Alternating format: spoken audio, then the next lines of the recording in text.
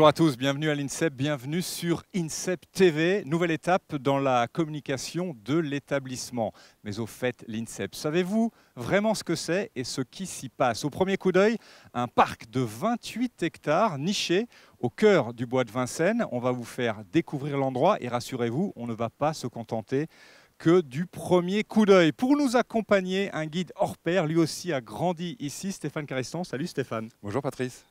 Alors, sur cette superbe vue panoramique, vous découvrez deux endroits distincts de l'INSEP. D'abord, le sud, avec tout ce qui concerne les installations sportives, donc la partie purement entraînement, et puis toute la partie nord, la partie où l'on vit à l'INSEP. La partie où l'on vit, il y a l'administration pour gérer ce superbe établissement, et puis il y a surtout l'hébergement, la nutrition, la formation, l'audiovisuel, tout ce qui sert à préparer le haut niveau. Et la recherche aussi, sans oublier la médecine. Voilà, vous le savez, Rome a ça en commun avec l'INSEP. Eh bien, il ne s'est pas fait en un jour, cet établissement. Pour preuve, ce petit flashback, on débute en 1852. C'était il y a un peu plus de 160 ans. Regardez. Sa longue et riche histoire remonte à la création de l'école de gymnastique de Joinville en 1852. En 1937, Léo Lagrange pose la première pierre d'un nouvel établissement qui deviendra en 1945 l'Institut national des sports. 20 ans plus tard, le général de Gaulle inaugure la halle Joseph-Mégros, première grande piste d'athlétisme couverte. L'objectif est de développer l'établissement comme outil de reconquête suite à l'échec de la France au JO de Rome en 1960. Cette stratégie est couronnée de succès et depuis sa création en 1975, l'INSEP œuvre à former l'élite du sport français. De retour dans l'un des symboles de l'INSEP, la halle Mégros, inaugurée en 1965. Tu venais de naître, Stéphane, par le général de Gaulle. Et comme premier invité, il joue à domicile le directeur général de l'INSEP, tout jeune directeur général de l'INSEP, Jean-Pierre de Vincenzi. Bonjour. Merci, c'est sympa, oui, bonjour. 1 an et demi à la tête de l'établissement. J'imagine que la première réaction, c'est un honneur que de diriger cette pépite du sport français. Alors, je connaissais l'établissement depuis fort longtemps, lorsqu'on m'a proposé d'en prendre la direction générale. Effectivement, c'est un honneur. On réfléchit bien avant de prendre une telle structure en responsabilité, parce qu'on sait tout ce que ça porte à la fois comme difficulté managériale, parce que c'est quelque chose de très lourd, et en même temps comme conséquence en termes de management d'une telle structure, puisque c'est le bateau amiral du sport français. On l'appelle le porte-avions du sport français aussi. Enfin, il y a eu tout un tas de dénominations comme cela. Ce qui veut dire quand même que beaucoup de choses du sport français se passent ici, et notamment en termes de préparation à la performance. On va en parler. Quelques chiffres pour bien comprendre ce qui se passe ici. 634 athlètes, dont 374 internes, 150 entraîneurs, 22 disciplines. Donc on parlait de responsabilité. Là, on sent le poids de cette responsabilité. C'est une responsabilité. Alors, au-delà du fait que ce sont 634 athlètes de haut niveau, c'est un établissement qui est multiculturel. Et c'est peut-être ce qui en fait sa difficulté parfois en termes de management, à savoir qu'on retrouve un service avec des chercheurs, avec des médecins, un service médical, l'enseignement, l'entraînement, le monde fédéral, les fédérations avec leurs entraîneurs nationaux, les athlètes, les scolaires, les universitaires. Bref, c'est une petite ville, un petit monde avec des personnes qui viennent d'horizons multiples et avec des cultures et des approches totalement différentes. Pour une seule ambition, qui est celle de la performance. C'est la seule qu'ils aient en commun, et c'est pour ça que c'est l'objectif de l'établissement, c'est l'objectif hors olympique, puisque c'est la dénomination de notre projet d'établissement. À savoir que tout le monde, dans l'ensemble de l'établissement, quelle que soit sa fonction, a pour objectif d'aider à chaque athlète à atteindre l'or olympique. Alors, Jean-Pierre, je vais vous montrer quelques petites images. C'est des images que forcément vous avez dû voir, qui sont des images en fait de la visite du ministre, tout nouveau ministre.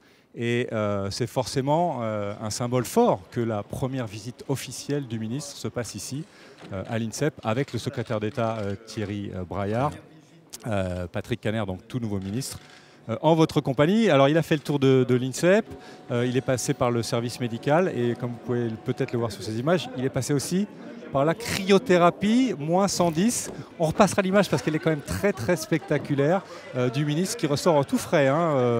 Chaque ministre a droit à sa séance de cryothérapie. C'est un passage incontournable. Vous savez qu'en 1 an et demi, j'ai connu 4 ministres quand même. Et comme quoi le froid ne conserve pas toujours. Oui, mais ça peut bien conserver dans d'autres ministères. Et le trait d'union, le point commun entre les 2 derniers ministres, c'est Thierry Braillard, le secrétaire d'État. Fort heureusement pour nous, parce qu'il permet de maintenir un lien et une forme de stabilité dans la politique à mener dans l'établissement.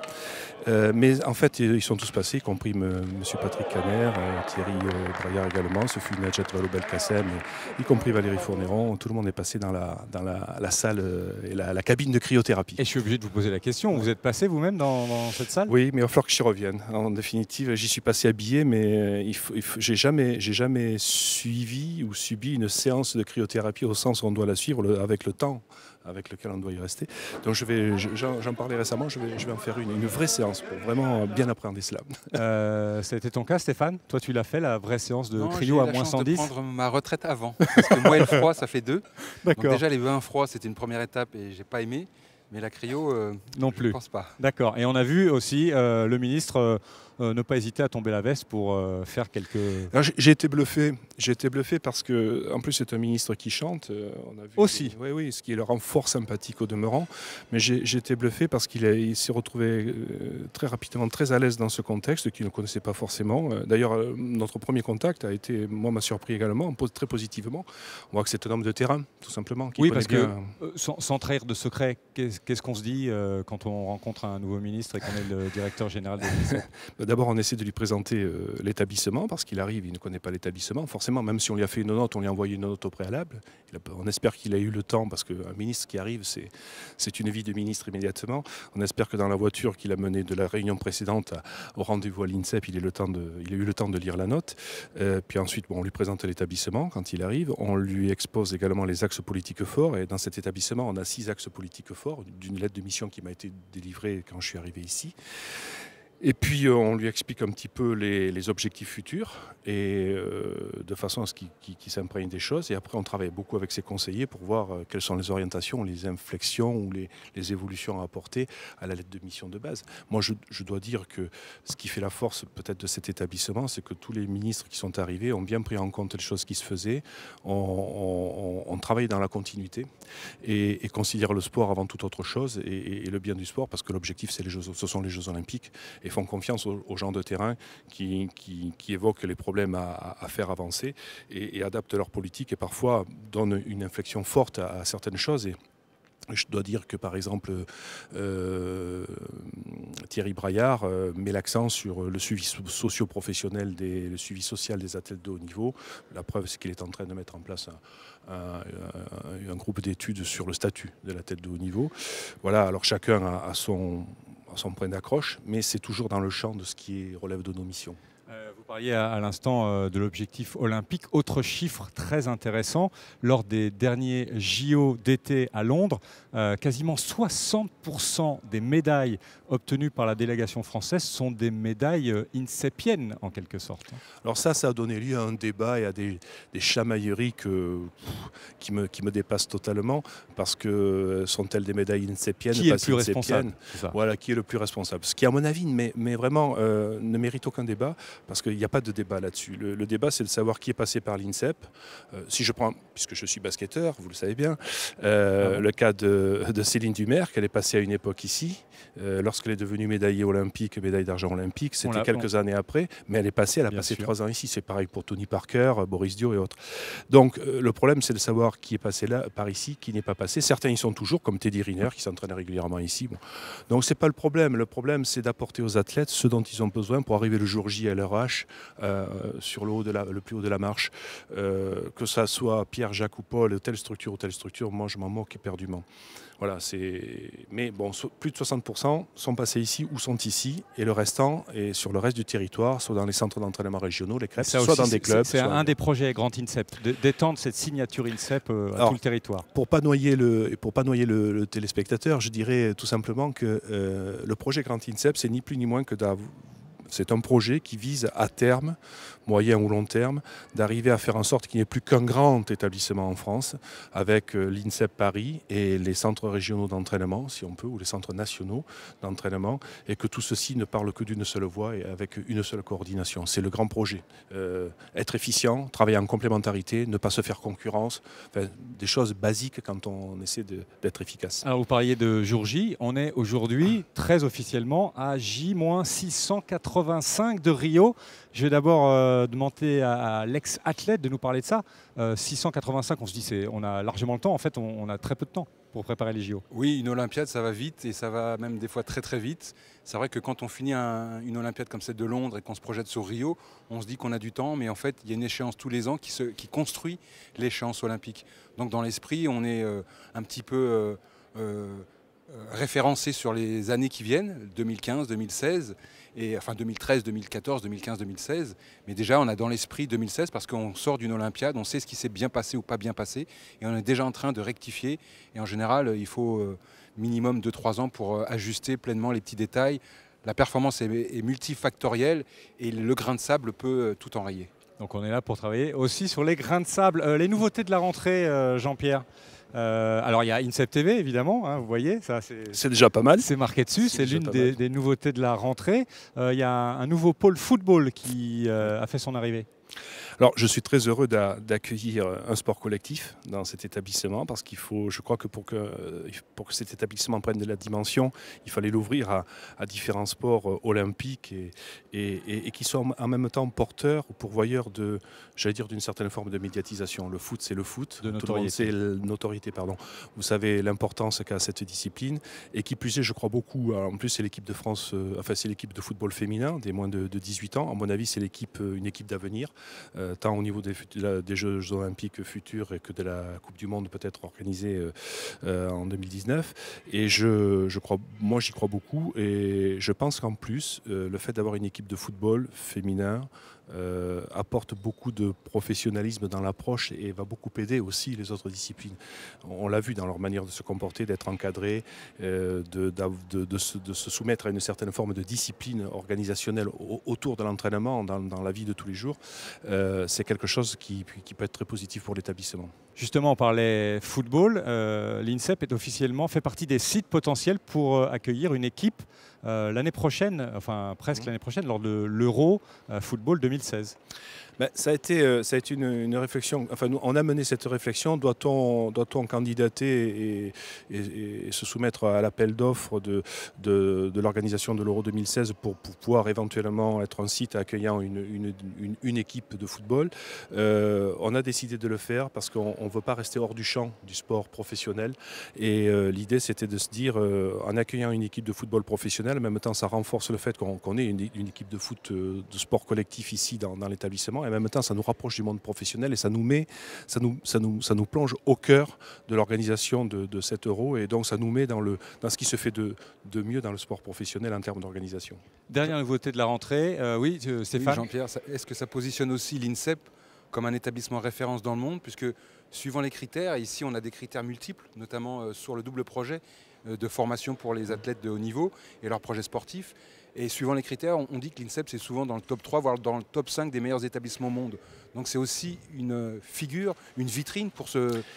Alors voilà, d'abord ça permet de mieux connaître l'INSEP et ça va positionner l'INSEP. Alors tout dépendra de l'équipe que nous aurons ici, que nous hébergerons, en termes de visibilité, mais en même temps, ça va nous permettre à nous, et c'était ça l'objectif, de nous dimensionner en termes de capacité de réception. Parce qu'aujourd'hui, si on regarde les installations telles qu'elles sont, on n'est pas formaté pour pouvoir recevoir une équipe de foot professionnelle. Donc si on est sûr de pouvoir recevoir une équipe de football professionnel lors de l'Euro, on va dimensionner l'hébergement notamment et certaines autres choses qui vont nous permettre de nous upgrader quelque part, d'élever notre niveau de réception et de réponse à des demandes d'équipes de sport collectif ou de sport individuel ou à des sportifs de sport individuel.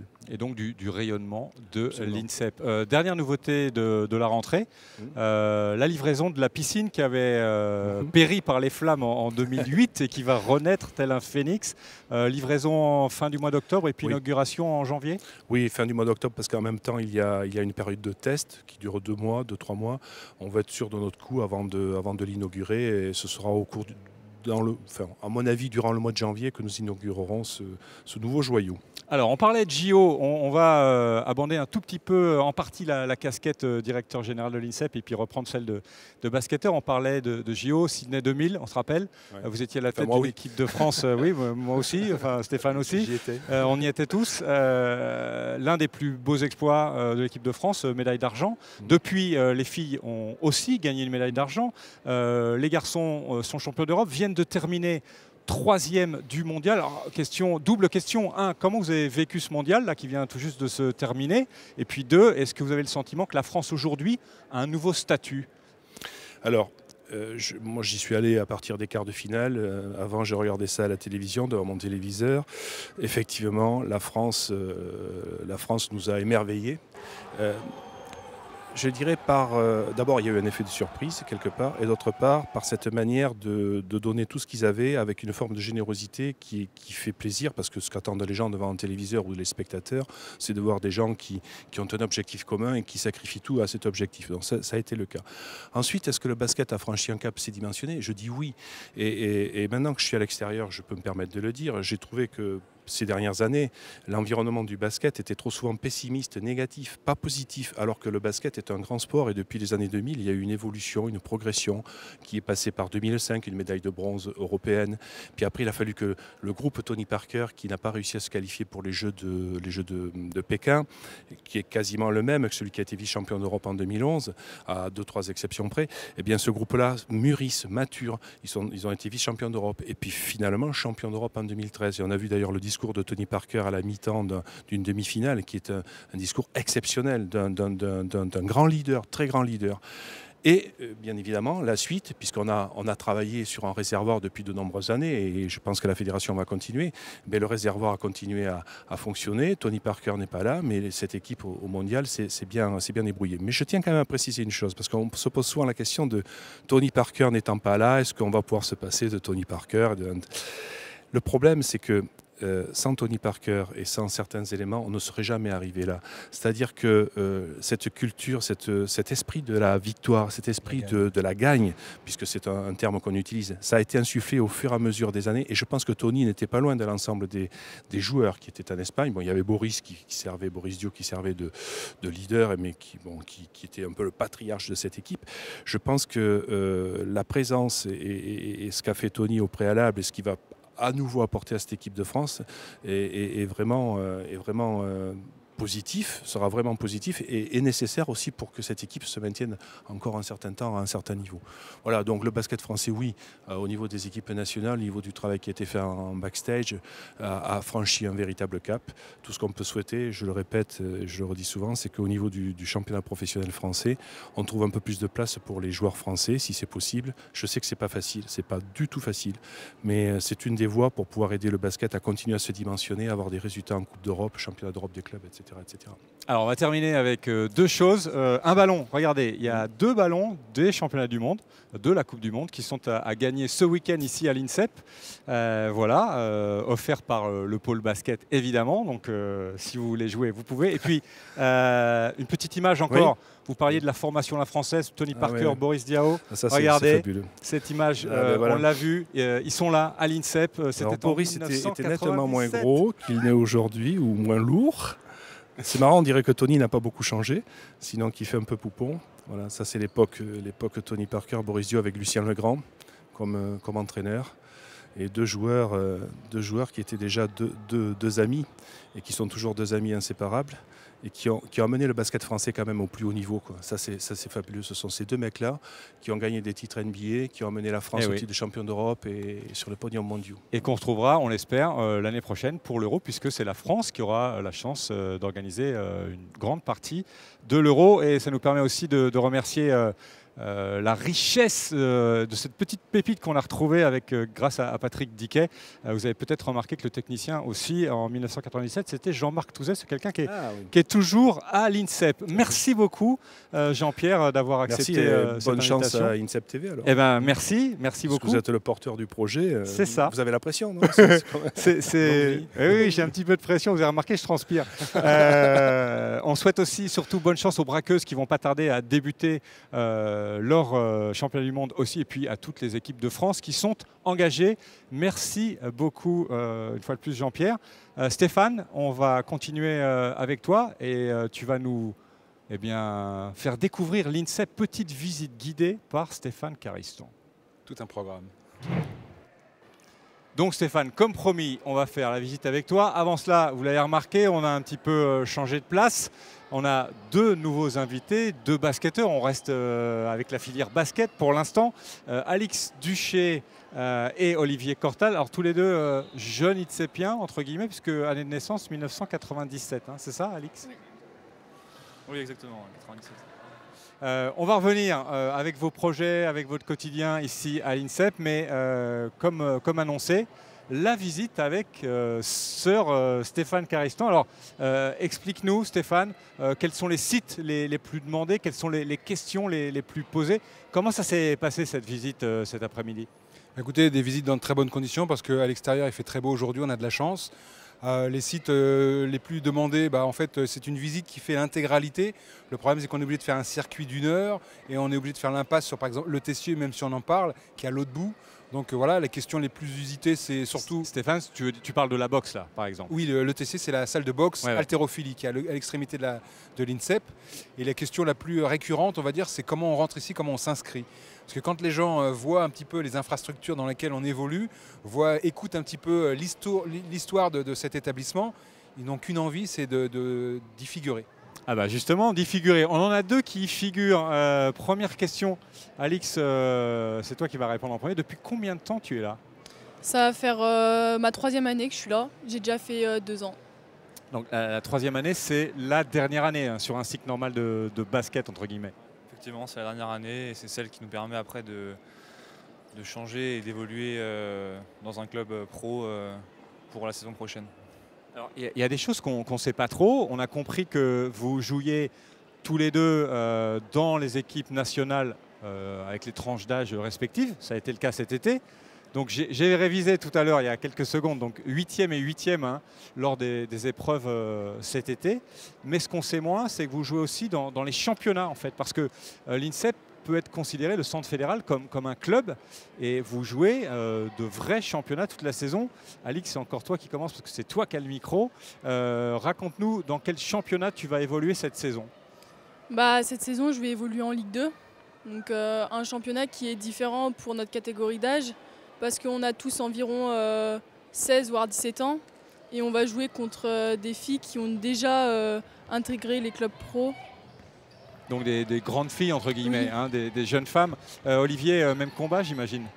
Oui, même combat. Nous, on joue en NM1, qui est la 3e division, et qui est une catégorie qui est très difficile, puisque, comme Alix, par rapport à la Ligue 2, on joue contre des personnes qui ont généralement entre 25 et 30 ans, des anciens professionnels, et aussi des étrangers comme des Américains ou des joueurs de l'Est qui viennent renforcer les équipes. Et c'est vrai que le facteur physique et technique est quand même beaucoup plus important, donc c'est quelque chose qui est assez dur à gérer pendant les matchs. Oui, Alix, c'est pas trop déprimant parce que forcément, comme vous jouez face à des équipes qui sont beaucoup plus expérimentées, alors on comprend le principe d'apprentissage, mais ça fait peu de victoires dans une saison. C'est pas un peu dur psychologiquement parfois? C'est pas un peu dur parce que ça forge beaucoup, ça nous forge physiquement mais surtout mentalement. Une des dernières questions, quand vous êtes arrivé, c'était il y a quelques années maintenant, qu'est-ce que vous avez surpris ici? Est-ce qu'il y a des choses qui vous ont surpris ici? Alix? Surpris? Ou pas? Non, pas trop surpris. Surpris surtout de l'INSEP. Quand on rentre dedans, c'est une structure qui est vraiment énorme. Et on a des chances, par exemple, on parle beaucoup de basket, mais aussi les études, parce qu'on est ici en double projet. Et les études sont aussi importantes que le basket. Donc, voilà. Justement, Alix, il y a les questions aussi des visiteurs aujourd'hui. C'est quelle est la journée type d'un INSEPien. Donc tu peux nous raconter un peu la journée type du matin jusqu'au soir? Bah, le matin, bien sûr, on se lève. Ensuite, de 7h45 jusqu'à 10h35, on est en cours. À 10h35, on sort, on va direct à l'entraînement. Ensuite, on sort de l'entraînement, on mange. Et de 14h15 jusqu'à 16h15, on retourne en cours. On a 2 heures de cours encore. Et quand on sort à 16h15, on a encore 2 heures d'entraînement. Et après, il y a la récupération, la restauration du soir. La récupération, la restauration, et 2 fois par semaine, on a études de 20h30 jusqu'à 22h. Voilà la question, vraiment, avec une belle réponse de la part. On la reposera un petit peu plus tard avec d'autres invités. On va terminer avec vous sur ce qui est un rêve de basketteur, de jeune basketteur, parce que c'est votre dernière saison, entre guillemets, à l'INSEP. À quoi on rêve quand on est dans vos baskets? Bah, je pense que généralement pour les garçons, c'est plutôt tout ce qui est un peu NBA, le basket aux États-Unis, etc. Mais sûr que c'est très difficile, donc généralement quand on est en troisième année, on préfère se concentrer sur l'année qu'on va faire puisqu'elle est déterminante par rapport au club qu'on va choisir l'année d'après. Et voilà, après je pense que pour les filles, je ne sais pas vraiment si elles sont attirées par les États-Unis, etc. Mais en tout cas nous c'est vraiment le rêve ultime, on va dire, de jouer en NBA. Ah, il faut savoir qu'ici, on est quasiment à parité, hein. C'est-à-dire que parmi les athlètes de l'INSEP, il y a autant de filles que de garçons. Donc on va laisser aux filles la réponse pour les filles. Alix, tu rêves à quoi? Bah, pour les filles, c'est sûr, c'est aussi la WNBA, le rêve américain, mais aussi de porter le maillot de la France A, de l'équipe de France. Merci beaucoup d'être passé sur le plateau d'INSEP TV. On vous souhaite une belle saison. Bonne chance pour la suite. Merci. Stéphane, tu te rappelles, toi, le champion d'Europe de 1986, 13-20 à Stuttgart. Tu te rappelles de tes rêves d'adolescent? Oui, moi mes rêves c'était de gagner, tout simplement. Donc gagner toutes les courses auxquelles je participais. Et je suis rentré très jeune ici, hein, j'avais 12-13 ans. C'était pas l'INSEP d'aujourd'hui. Et donc ça fait pas mal d'années que je suis dans la maison. Et c'est vrai que quand on rentre ici, on sait qu'on a plein de rêves, on a des objectifs, c'est important, on a des rêves. Et l'INSEP, avec le projet fédéral, eh bien, nous aide à réaliser ces rêves. Alors maintenant, on est dans la réalité pour toi. Quel est ton rôle aujourd'hui à l'INSEP? Ça fait partie de ces rôles qui ne sont pas forcément visibles, hein. C'est la partie cachée de l'iceberg. Pourtant, c'est important. Oui, j'ai plusieurs casquettes, notamment celle de l'évaluation. Par exemple, les nageurs qui vont rentrer sur le pôle en 2014, eh bien, il y a eu des tests, des évaluations physiques faites par le pôle natation. Et je me suis glissé avec eux pour leur faire profiter d'une évaluation corporelle avec un appareil, un outil très facile. Les tests physiques se sont passés ici pour certains, parce que d'autres c'était sur la piscine, dans la piscine. Et donc je leur ai fait une évaluation corporelle sur la masse grasse, masse maigre, composition minérale osseuse, etc. Donc c'est des outils que je peux apporter sur l'épaule. Il y a d'autres missions, c'est sur l'animation autour de la préparation physique, des préparateurs physiques, donc de la transversalité à travers les 27 pôles olympiques et paralympiques qui sont sur la structure. C'est aussi la capitalisation des médailles d'or. On a des interviews, on a peut-être des livres de temps en temps, mais ici dans la maison, on n'a pas beaucoup d'histoire sur l'or olympique, des athlètes et des entraîneurs. Donc je vais faire partie aussi d'une mission qui va essayer de capitaliser, d'aller à la rencontre des entraîneurs et des médaillés d'or olympiques, parce que l'objectif c'est le 3A. Jean-Pierre de Vincenzi nous en a parlé tout à l'heure, hein. Objectif or olympique. Petite question, petit quiz pour Stéphane Carestan, mais je sais qu'il connaît la réponse. Quels sont, Stéphane, les pôles les plus représentés ici à l'INSEP? Alors l'athlétisme forcément, qui doit être numéro 3. Et il doit y avoir l'escrime et le judo. Ça tombe bien. Alors, je dois quand même vous préciser, mesdames, messieurs, que non seulement on a révisé, mais que Stéphane avait donné la bonne réponse sans aucune anti-sèche. Donc, bravo à lui. Très exactement 75 et 75, à égalité en tête, donc l'escrime et le judo. Et puis, juste derrière l'athlétisme, 62 et le basketball. 49. Alors on avait avec nous, on avait tout à l'heure 2 jeunes athlètes, on a des athlètes un petit peu plus expérimentés maintenant. Juste à côté de moi, Lindsay Tsang Samoy, judokate, 21 ans. Et puis à côté de toi, Stéphane, eh bien, c'est Charlotte Lembar, sabre, 26 ans. Point commun entre vous deux, mesdemoiselles, médaillée d'argent au dernier championnat du monde. Exact. Tout à fait, je confirme. Bon, c'est bien. À quoi on en parlait tout à l'heure avec des plus jeunes. C'est intéressant avec, non pas que vous soyez âgé, hein, mais surtout quand on connaît notre âge, Stéphane. On ne dira rien. Charlotte, à quoi ressemble ta journée type ici? Alors, ma journée type, donc, au vu des Jeux Olympiques qui arrivent dans 2 ans, j'ai décidé de privilégier le sport, donc l'escrime à 100%. Malgré tout, faire que du sport, c'est un peu difficile. Mais du coup, je m'entraîne matin et après-midi. Mais je fais quand même des études à côté. Donc, je fais une école de commerce qui est l'EDEC, mais je la fais complètement à distance. C'est-à-dire que donc, dès que j'ai un peu de temps libre, bah, je vais devant mon ordi et puis j'écoute mes professeurs me donner des cours.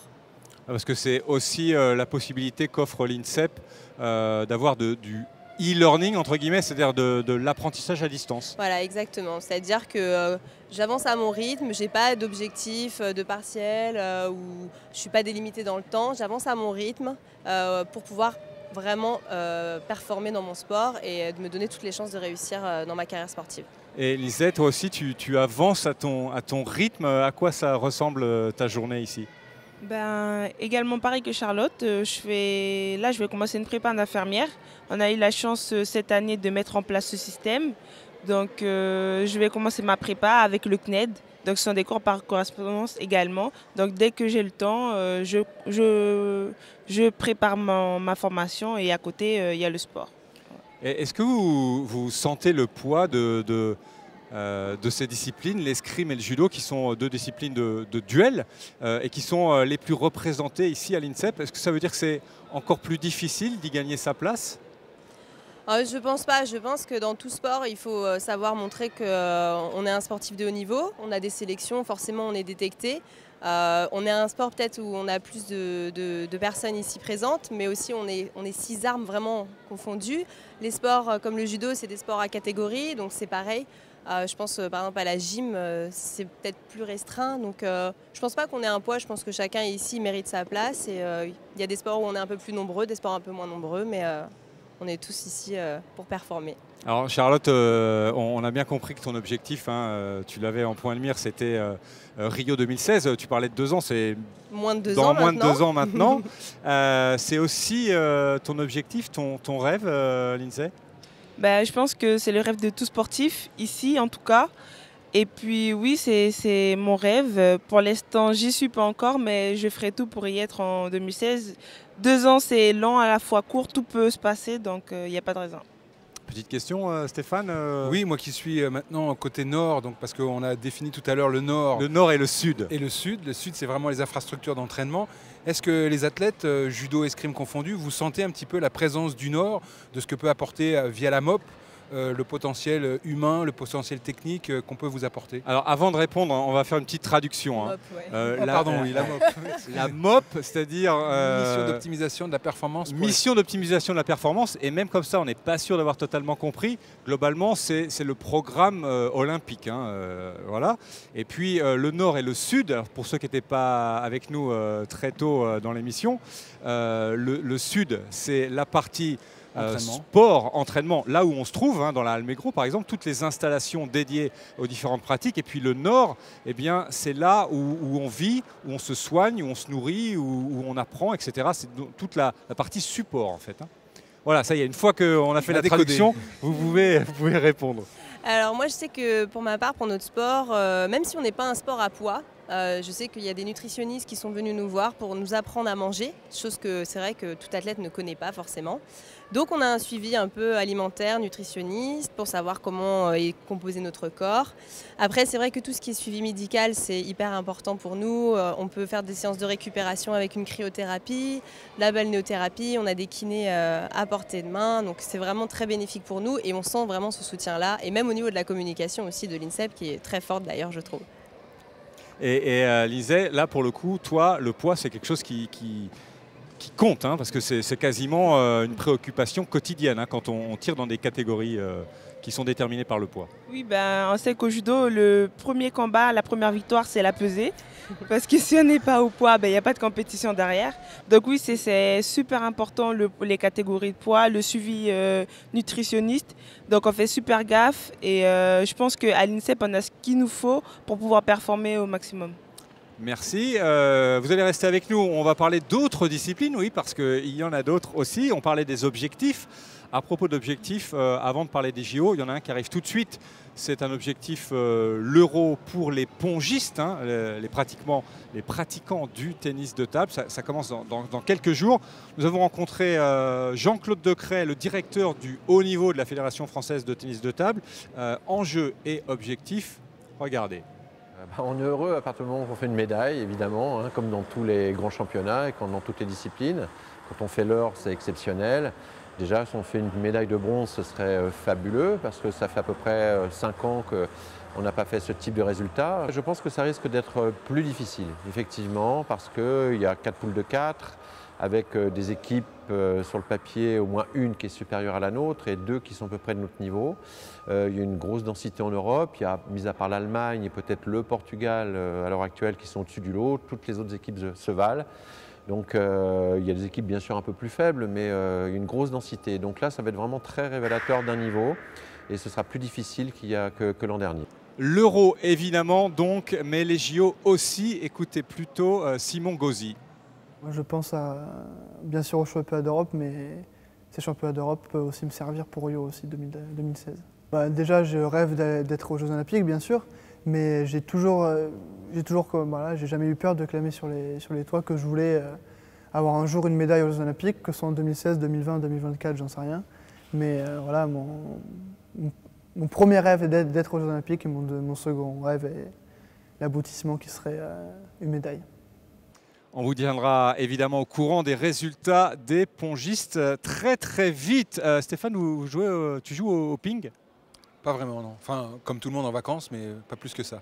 Vous jouez au ping-pong, les filles, ou pas? Très rarement, pareil, comme Stéphane, en vacances, mais pas en compétition, non. Pas du tout. D'accord. L'INSEP, cadre idéal, donc, vous l'avez compris, pour ceux qui évoluent au quotidien, mais il ne faut pas oublier que l'INSEP accueille aussi les autres équipes, celles qui n'ont pas forcément de pôle ici. C'était le cas récemment avec l'équipe de France de volleyball. J'ai posé la question à Laurent Tilly, le coach de l'équipe de France, du pourquoi l'INSEP avant une grande compétition. Écoutez sa réponse.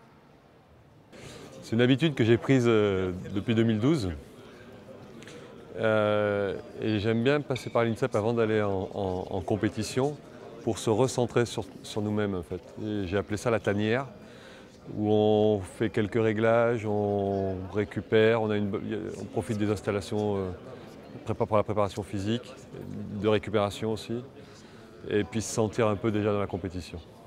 L'objectif, c'est viser une demi-finale, même si ça peut paraître exagéré. Au volley, le niveau, c'est très resserré. Et je crois que l'idée, c'est d'approcher les matchs en se disant chaque match, c'est 50-50. Donc à partir du moment où c'est 50-50, on a notre chance. Et il faut la jouer. Mais il faut être convaincu qu'on a une chance. Ça sera peut-être 1 sur 10 ou 1 sur 20, mais il faut la jouer à fond. Voilà l'idée de ces championnats du monde. Quand je suis rentré à l'équipe de France, j'ai dit voilà, l'objectif c'est aller au JO. Mais il ne faut pas y penser en 2016, il faut y penser en 2012. Ça veut dire que toutes les compétitions qu'on fait, c'est pour Rio. Et pour Rio, il faut qu'on monte nos rankings, il faut qu'on essaye de faire une médaille, il faut qu'on ait des ambitions. Sinon, on arrivera trop tard et on ne sera pas prêt. Donc voilà, l'idée c'est ça, c'est effectivement essayer de faire un résultat au championnat du monde, pour se préparer, pour se blinder, pour acquérir de l'expérience, pour progresser, pour essayer d'aller à ces Jeux de Rio.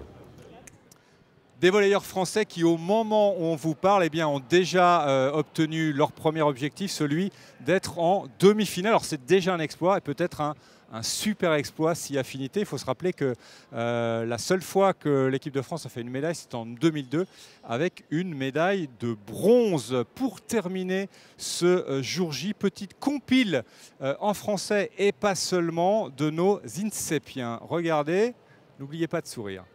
Bonjour, Carole Grundich, bienvenue sur INSEP TV. Bonjour, Kylian Tilly, bienvenue sur INSEP TV.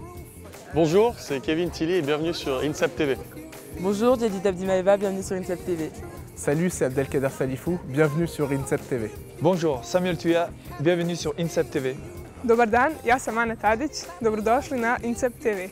Antonin Rousier, joueur de l'équipe de France de volley. Bienvenue sur INSEP TV. Bonjour, Jonathan Jeanne, bienvenue sur INSEP TV. 你好，我叫李雪，欢迎来到 INSEP TV。 D'ailleurs, Stéphane, il va falloir qu'on t'enregistre dans ce cas-là, et les filles aussi.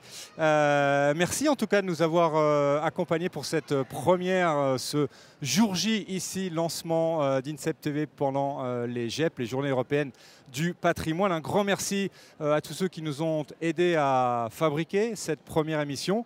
Grand merci à toi, Stéphane, d'avoir été le parrain de ce jour J. Prochain rendez-vous dans 2 semaines et tous les 15 jours sur INSEP TV. Plus d'infos sur le compte Twitter INSEP